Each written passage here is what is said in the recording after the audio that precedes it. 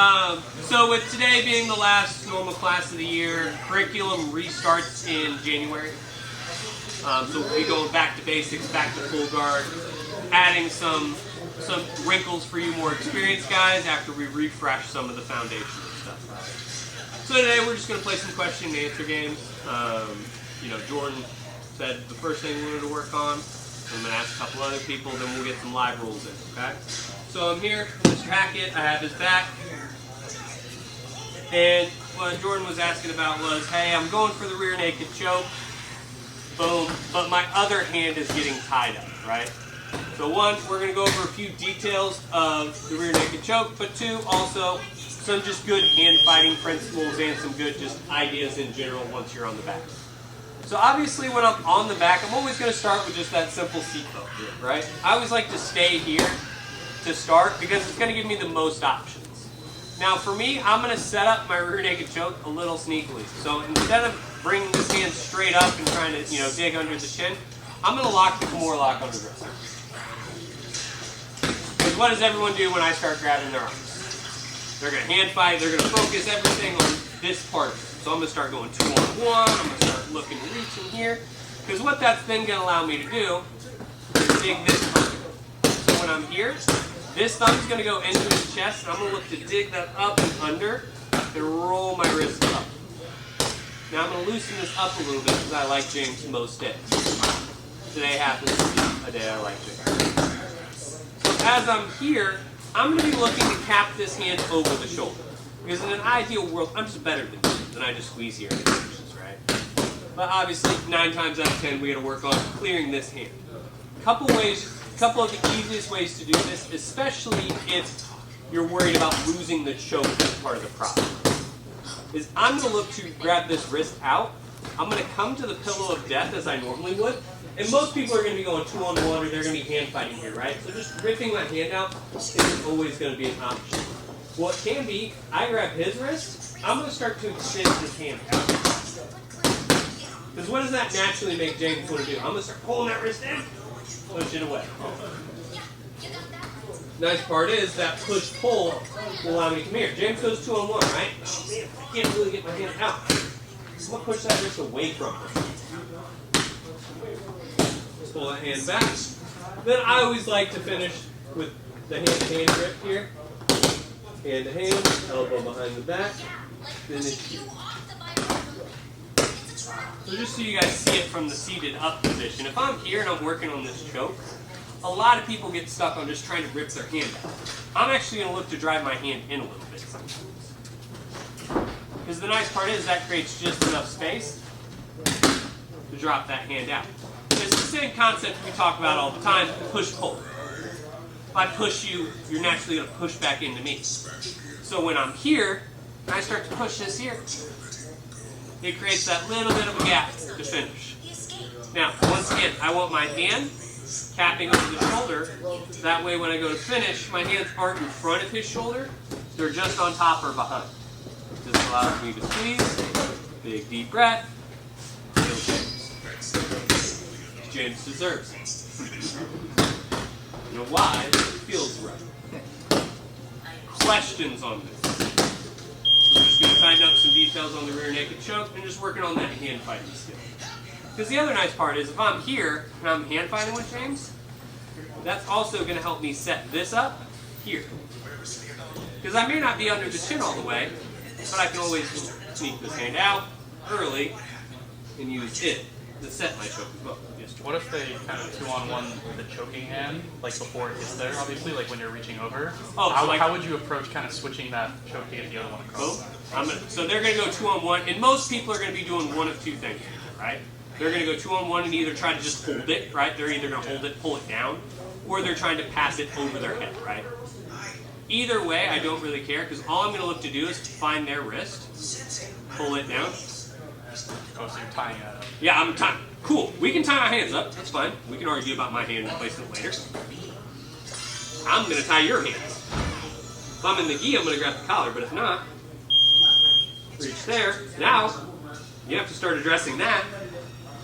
I'm here. Armbar wise, because I'm going to armbar finish your arms like that. So, like, how do you defend that? If you can get straight arm bar from the back, you're terrible at jiu-jitsu. I'm sorry. I can't do that to the worst of our team. So not a submission I would be directly worried about unless they're just crazy strong. Because here's the thing, if James goes to do that arm bar, all I literally have to do is and it's ineffective. Which realize most times you're not going to be sitting here like, hey, what's going on? Like, you're going to be hand fighting. So when I'm here, all I'm going to look to do is tie James's hands up myself. That way, I can look to fight that. Cat, did you? Yeah, when he okay, so choking him up, and he had 2-on-1. You grab his wrist. Are you like rotating it down? No, just controlling it as much as I can. So like if he's here, he's got 2-on-1 here. I'm just rotating it just so I can grab something. Because I'm not looking to like manipulate his wrist or do anything. I'm just trying to control hands. Now I have his hands locked up, which for some people may be just scary enough to get them to let go of your hand. Because I start locking your arm up like this, you may get concerned about it more than your neck for a moment. But if I'm here, he locks that up. Now I can start attacking with my other. So partners, for this drill, all I want you guys doing, get the first one, let them kind of lock it up quick, just kind of refresh on the rear naked choke. After that, I just want 30% resistance. Just fight a hand on one side, make them fight through a hand for some bit. So if I'm here, what James isn't doing is like locking out and being crazy. It's just, hey, I grabbed your wrist. Or would you hand fight? Okay, hand fight there. Let's take this. Then instead of grabbing that, he's going to grab my other arm. Give your partner resistance a little bit. Like I said, 30%. I'm not looking for this to be crazy hard. I just want you to have to think a little bit instead of aimlessly. 3 and 3, and then switch. Okay. I'm assuming that with that Kimura grip, if they're not addressing it and they're stubborn, keeping the neck, you're going for that arm bar. Yeah, choose your own adventure. Yeah. If you're gonna let me grab this Kimura grip and not start to straighten your arm and hand fight to get that back out, hey, we can go there. Well, we'll work under the assumption that they will defend to some extent there. All right. 1, 2, 3. Back here, Mr. Hack is back in my lap, right? And this cat asked the beautiful question of, everyone's seen the basic arm bar and the basic rear naked choke from here. What other good options are there from the back? Now, I'll be honest. If you're in the pajamas, collar chokes are always going to be my next line of thought.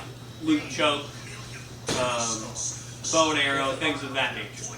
If you're no pajamas or if you don't like collar chokes, for whatever reason, there are other options, though. This next one, if I'm not going to do either of the first two, is going to be where I go. So I'm still going to start my backpack grip right. I'm going to be here. I'm trying to fight James for his neck, but James doesn't suck in jiu-jitsu, so it's going to be hard, right? So like I'm here, it's fighting. Boom. All I'm going to look to do is go for this same Kimura grip. I'm going to look to peel this hand off and grab that grip up here. Now, most people, when they see this, where am I going, Mr. Hensley? Arm bar, right? I should post to this hip, come over, fight for this arm bar. Instead, what I'm going to do is I'm going to look to scoot myself back just a little bit and get my hip separation away. I'm going to look to pull this arm up as high as I can, snapping this leg over his shoulder. Once I'm here, I'm going to lean towards that side, punch the hip, look to close off a triangle. I'm here. We're hand fighting. I don't appreciate that. I get my separation a little bit. I'm going to pull this arm up like I'm coming for the arm bar. But instead of cutting off to the side, here, I'm staying behind, bringing this foot over his shoulder. Now, once I'm here, the only goal is to get my foot as far across his body as I can. Once I'm here, the goal is to not lock on my foot, because if you do, you can straight ankle lock yourself, and I watched a dude break his foot. Not in this triangle, in a traditional triangle like this. So you always want to flex that foot up, looking to pinch here. Can't remember if this is inverted or a reverse triangle. I forget the name of it. I think it's reverse. So are you holding the arms the whole time? Yes, I'm keeping hands as long as I can, until my feet are locked. Then it's up to you, kind of what you do from that point forward. So I'm here. I'm going to shift myself back just that little bit. Almost like I'm letting him escape, right? here, bringing the foot over, here, closing that triangle. Once we're here, you don't have to let go of the wrist because, well, locks and things. But I'm here. The biggest thing is flexing this foot up and pinching my knees together. If you don't have your hands and no knees, does that make it harder to finish the triangle? Yeah, I mean, it still sucks for James. James really appreciates it. Any more detailed questions?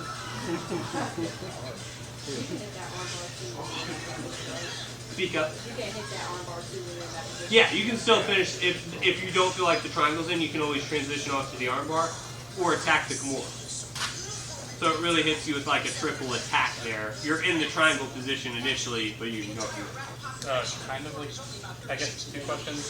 First one, I've noticed it's a lot more no-gi because it's a little bit easier to kind of stick to them. Yeah. But since I had trouble with that choke, I've been going to this triangle a lot. But I always find when I kind of scoot my hips away, they either get off of my hip really easily, or I don't know what I should be focusing on to control them while I'm just putting it up. So when I'm here, the biggest part of my control is I can lose his hips. I can't lose his upper, like this shoulder.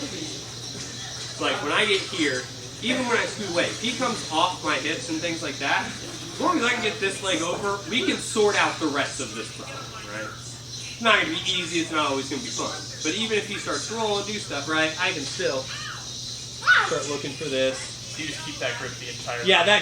that grip will give you the control very similar to the backpack grip. It's just you're trading the traditional just this. This gives you that little bit of control of the shoulder, which is going to let you attack. And they can't fight your foot. Yeah, it makes it harder to fight their foot, makes it harder for everything. So even if James starts to try to slide out here and do all this stuff, I'm still here. Yeah. I'm still using this arm and that control to set myself up for success. Because here's the other nice part. If he starts to walk away or do anything, other options are also available. Questions? When you're pushing off of that grip, is that what you're using to turn that angle? Yeah, just that little bit of angle. And that you're going to have to get comfortable with playing off his hips here and rotating just that little bit. That's where those feet on the hips come into play. Now, if only we had a drill where you used your feet on the hips and moved. It'd be weird if we did. You have another question, Jim? Yeah, just how to, the best way to finish it once you get it locked up is kind of specifically, are you cinching a certain way or are you just squeezing together? So when I'm here, biggest goals are I'm pinching and twisting. Oh, that way, okay. Now, if I can, I'm also going to start manipulating this arm towards this, or towards me, to put pressure into the shoulder. Like if I'm here, I'm just going to crank the shoulder up with this. Here, even if the choke's not, let's say I just lose the choke, this shoulder. If nothing else, that's just as painful. Now if I can close it right, now I'm getting a little bit of choke, and Same thing with as a matted triangle, then you're going opposite as your lock. yeah, you're twisting into that lock.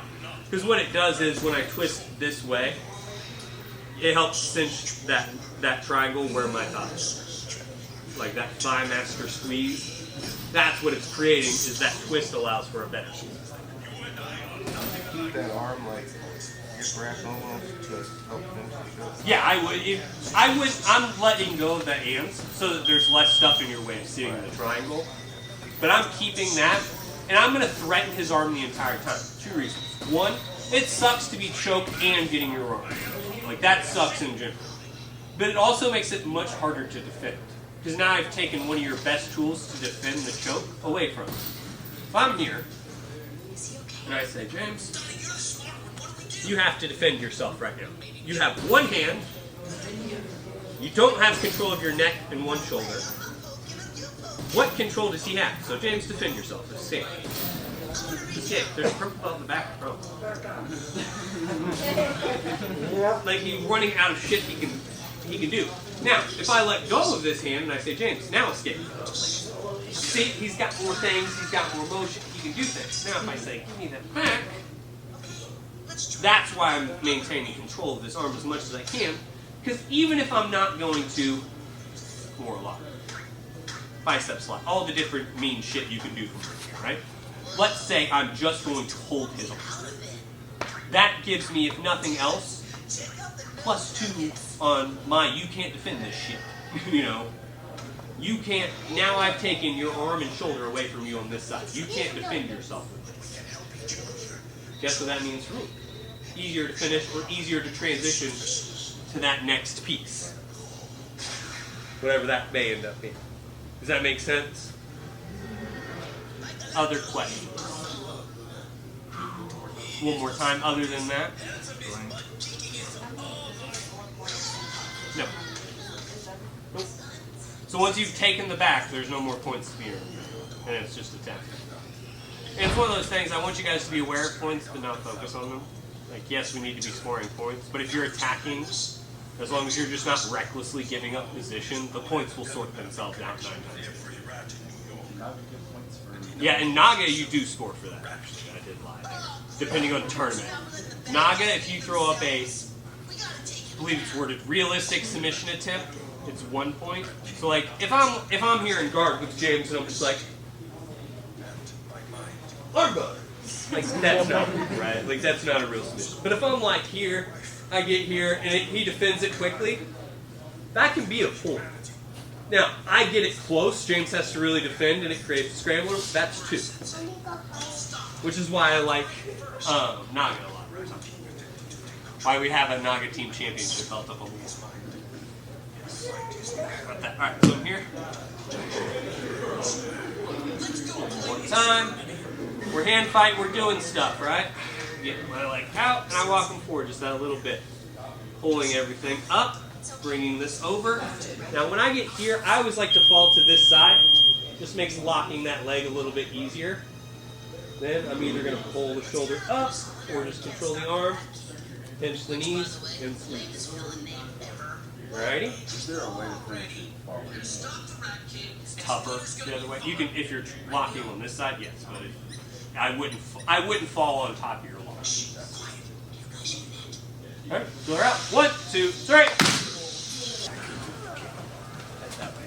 All right. So Rel was asking about how do I finish a head and arm choke, because Dustin, I can never hit on you because you're just too devilishly good looking, and obviously that's exactly what he said. I'm not paraphrasing at all. So we're going to go over a couple details on the head and arm choke, as well as a good transition of how to tie that into a couple other options. Okay. So I'm here, right? Boom.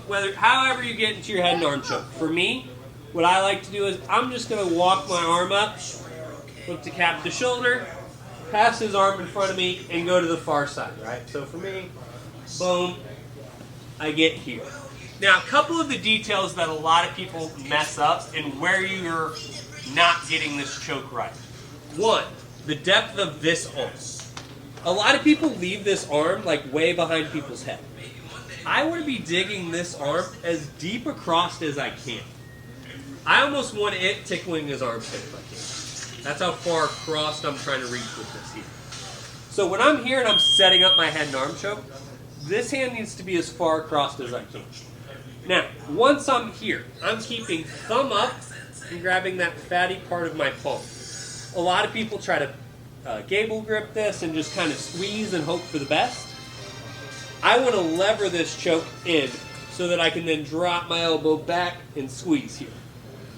Because what a lot of people try to do is they try to gable grip and drive into and over this choke. So they'll grab this choke and they'll be like, "Urgh." Sucks, right? It's not fun to be there. But how much tighter was that first option? Realize choke should be 90% mechanical, like 10% strength. Like if you're having to crazy squeeze a choke, suck. Take that for what it's worth. Like chokes are designed to be, the whole concept of jiu-jitsu was built on smaller guy versus bigger guy. Because chokes were designed not to work off strength. So when I'm here, and I drive this across, here I'm driving this thumb up and driving my shoulder down.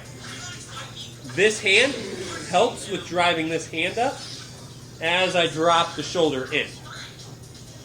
Now, while I'm doing that, if I squeeze for a second and I don't feel, most of you guys have been here long enough to feel that kind of panic when the choke sets in.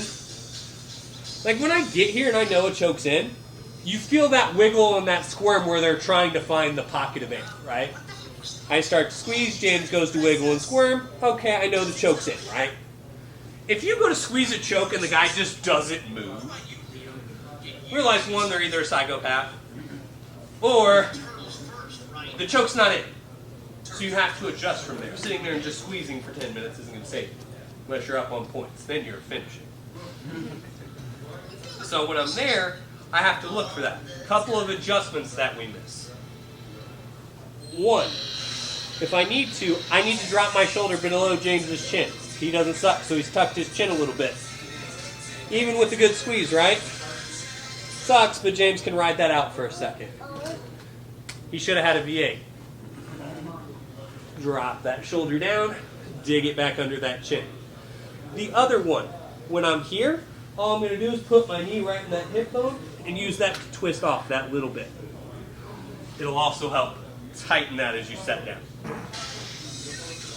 Questions on those details for that? Is there too deep that you can push around? Hypothetically, no.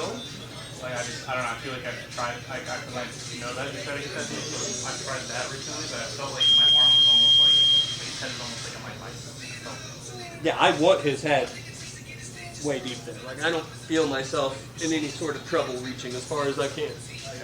There, because here's the thing. Worst case scenario, this arm gets real long and he's way over there. You can go to that gorilla choke, right? Like, that's still an option for you, right? So that's always another option available for you. So even if that arm feels a little too deep, go to that rear naked choke style grip for the gorilla choke and finish it there. That's not wrong. That's why we show it as an option B. Other questions on that? When you try to get the arm up and around, and you just want to go because they're stronger, and you just do the thing. Is there anything else that's just way stronger? Acai and Jesus. Ah, well. There's a little twist at the end that you can add. Just a little twist of the body of your body. Yeah, like, so like you're talking about when I'm trying to get this arm up here. So like when I'm here, big thing I will tell you is sometimes people are just bigger, faster, stronger. Certain things are stronger. If I'm here and I'm trying to walk this up, and I'm really, like James is a big, strong kid, right? He works out. Realize that if I can't fight him arm to arm, I'm not trying to fight him fair. So let's say I want a head and arm choke, and I know I want that. I may not fight this arm up. If his arm is stronger than all of my hips, shifting this arm up, you've made a mistake choosing your opponent. But if I'm here, I'm going to, James, I'm focused on this arm, buddy. I promise you. I'm going to choke this side of you, right?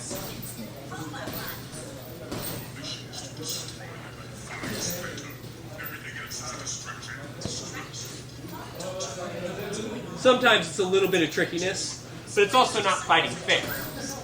If I can fight you arm to arm and win, great, fight fair. Realize very rarely in my life do I try to fight any of you fair, regardless of skill level. I'm trying to, that's the whole point of jiu-jitsu is, I'm not fighting you fair. I'm fighting big parts and most of me versus little parts of you. There's no part of an armbar that's fair. It's my hips, arms, chest, and back versus your arm. It's the whole concept. So when I'm here, I can't get this arm up. James keeps collapsing his hip. Okay, come here.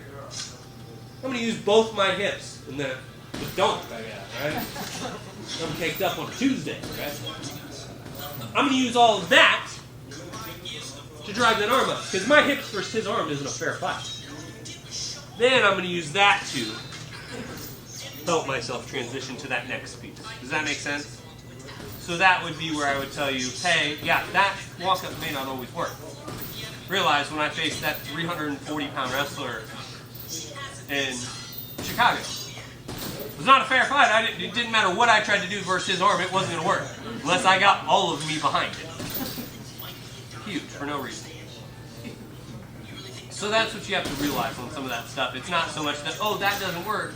Sometimes you either got to be trickier or you got to start fighting less fair. Get bigger parts of you behind smaller parts of him. Does that make sense for everybody? Can I explain to you more? I feel like in my head it's so smart. A lot of things seem smart in my head. Alright, questions on the details of that head and arm choke? There's a whole hour-long podcast on BJJ mental models about this. On Fighting Fair? No, Oh, head and arm. for an hour. Yeah, you guys realize there's painful amounts of details you can get into some of this stuff. Questions on that? Those are the things I would focus on when I'm trying to finish this choke is. One, making sure I get good hand position with this arm. This arm is doing 95% of the work in this choke. If you do this right, you can actually hit this one. And I have. It's digging this deep, making sure you're under that chin, focusing on the pinch and shoulder drop. Like I said, the number one mistake 90% of you make is you try to drive. You're like, rah. And I laugh, and then I hitchhiker escape, and then I do it to you because it's funny. Alright? So, show that out, and we'll get some live in. 1, 2, 3!